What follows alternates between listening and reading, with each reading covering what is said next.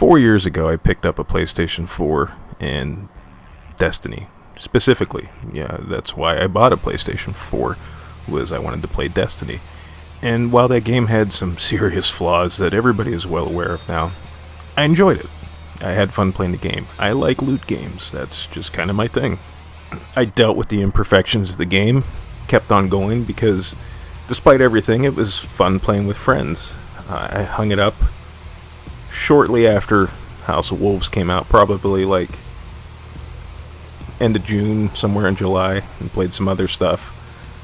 But I was excited for the Taken King and what the potential of Destiny was going to be with that expansion. And I was not disappointed in the least.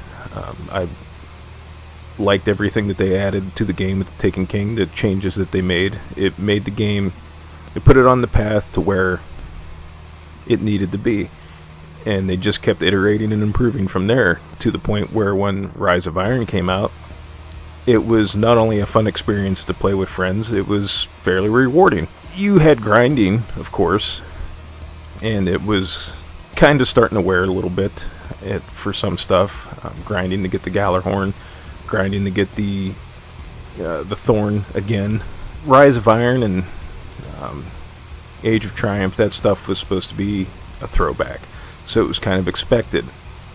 And then Destiny 2 was announced and started being previewed and stuff like that, and while I looked forward to it, there was just something about it that I didn't have that awe and that hype that I had for the Rise of Iron expansion or the Taken King expansion for the first game. And I played the beta, and I should have seen the writing on the wall then, but I just assumed it's a beta. I wasn't opposed to the fixed weapon rolls.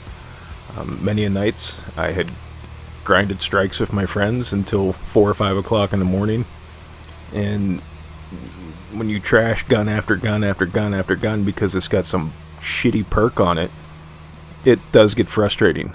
Coming from being a big Borderlands player, I was fine with weapons just being kind of fixed and like, this is what you're getting. And then that way you know what to expect. You don't have to spend all that time chasing after that god roll.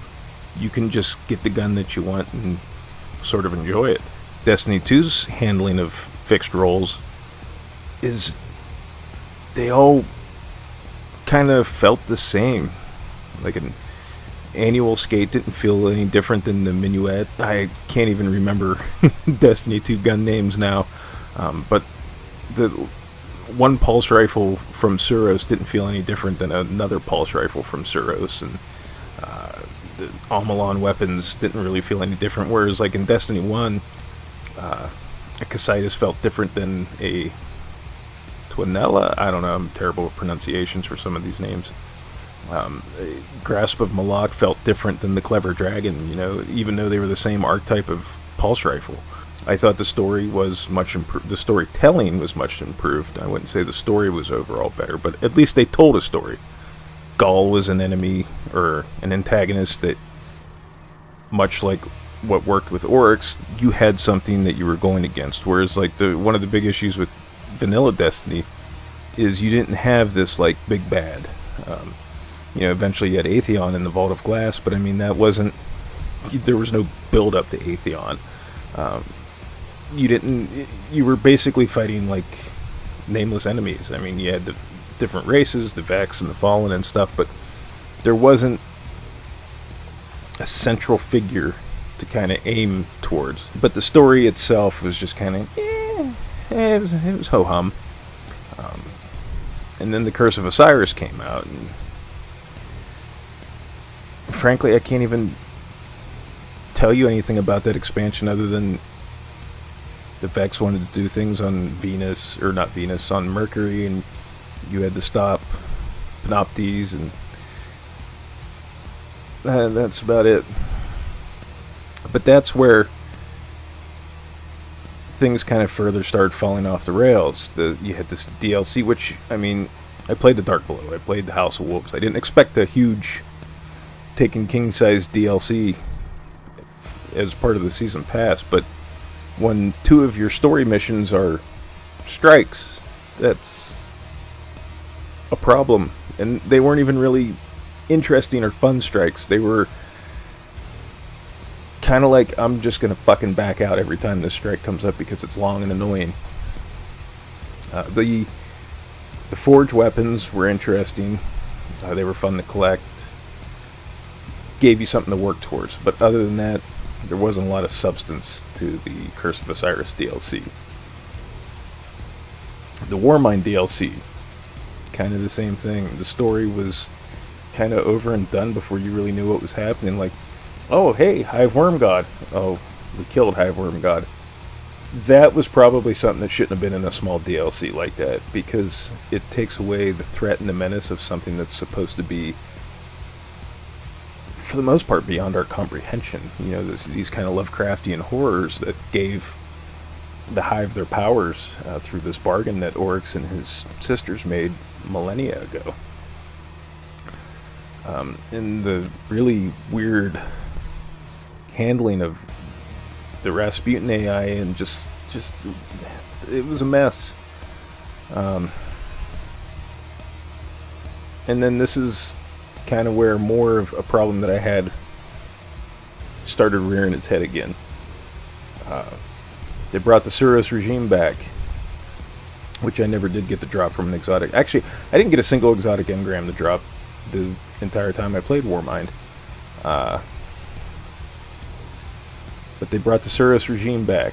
They brought the Sleeper Simulant back, which you had to grind for again. They brought, eventually, the Whisper of the Worm, which was the Black Spindle, which was the Black Hammer. And there was just big, long, convoluted quest line from what I understand. I don't know, I didn't even do it, because by this point, I was fed up. Because they wanted to make Destiny 2 a different game than Destiny, which I'm fine with that. I'm fine with making improvements and iterating and continuing to get better, but they weren't. They made a game that was largely unrewarding, because what was the point in running strikes? You didn't have strike-specific loot. When they finally introduced strike-specific loot, the only way you had a shot at it was by running the Nightfall over and over and over and over again and hoping you got fucking lucky. And the recycling of weapons and gear that we used for 3 fucking years. I don't want to grind for that shit again. Give me new, interesting weapons. The Black Hammer was the best version of that trio of sniper rifles, albeit it was broken. The Black Spindle was serviceable. It was a powerful sniper rifle, and it was good for what it was intended to be used for. I had my fun with it for 2 years. I don't need another goddamn version of that gun in a new game. I don't need another Mida multi-tool. I don't need another Sleeper Simulant. Give me guns that I haven't seen before. Especially if you are going to recycle content from previous games, don't make me fucking grind for it again. I already know what the weapon does. I already know the weapon's potential. I already know how it's going to act and behave for the most part, because they're largely untouched. Why do I have to spend 2 weeks grinding to get the fucking gun? Why would I spend time investing myself into a game to get the same fucking shit that I had to invest in to get 2 years prior to that? That's fucking retarded. Bungie and I clearly have different ideas of what Destiny should be.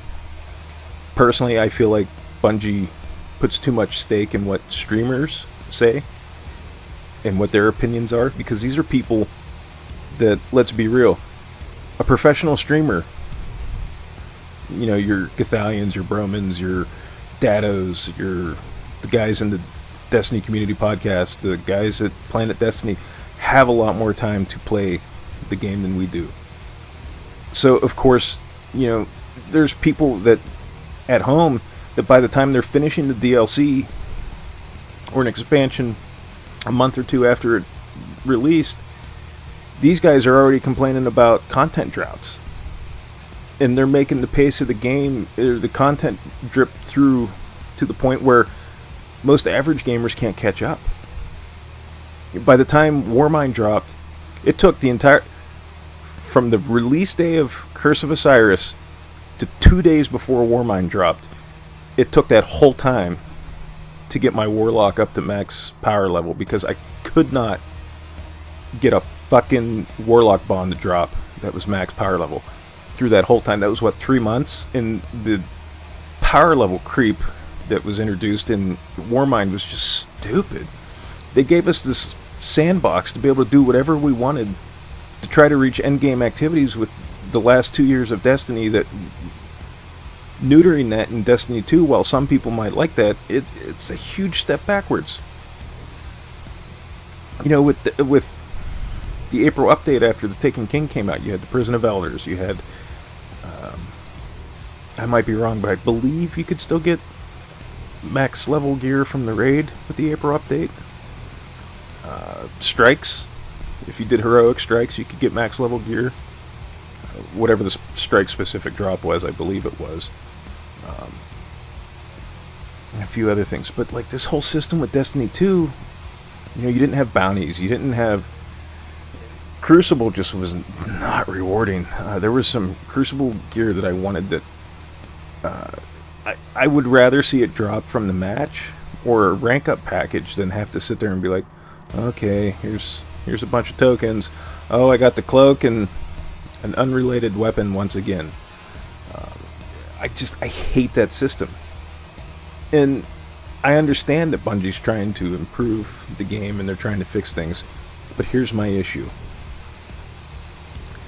Those of us that were around for vanilla Destiny, Bungie assured us they were listening to us, they were going to fix things, and they did with the Taken King. Then the April update came out. They brought us a new Prison of Elders. Rise of Iron came out. Iterated things a little bit more. You still had Iron Banner and Trials. You know, you played Iron Banner. Iron Banner was an endgame activity. Trials was an endgame activity. You could get to endgame light levels in Destiny by playing Iron Banner and Trials of Osiris. I give Saladin tokens in Destiny 2 to get a fucking hand cannon that's 5 power levels below my current power level. That's stupid. It doesn't... For the first time in all the years that I played Destiny, I had no desire whatsoever to play Iron Banner, because the rewards were fucking garbage. I played Trials of the Nine. Same thing. You do all that work. Oh, let me give this bitch some tokens and hope for the best. And like I said, I understand they're trying to fix it and they're trying to change rewards and all this other stuff. But it's coming at the cost of $40. And I know there's things in the patch that you don't need to buy the expansion for, but who the fuck's going to play the game without the expansion? Nobody. That's not how it's going to fucking work. I just don't have faith in Bungie anymore. I feel like, you know, we gave them the benefit of the doubt with the first game. They didn't learn any of their lessons from that whole experience. They made the same mistakes with the second game. And frankly, how many times can you let them fuck you with the vanilla release just for them to turn around a year later and be like, hey, we fixed it with this expansion? Fuck that. I'm not buying into the hype. I'm not buying into the bullshit again. Maybe someday I'll return to that universe and play that game and have fun. But where it stands right now, I have no desire to play Forsaken. I really don't give two shits or a fuck about it. They're killing off one of their most well-developed characters. Is Nathan Fillion getting too expensive? You want to make this personal for the players? You know, any character that's even remotely interesting, they either kill off, make them disappear, or just fucking do nothing with them. You know, what do you know about Zavala? What do you know about Ikora? How much interaction have they had with the players? Not as much as Cade. And I'm not upset that they're killing Cade. I'm upset that that's their selling point. There was no reason that should have been revealed until people played the fucking game.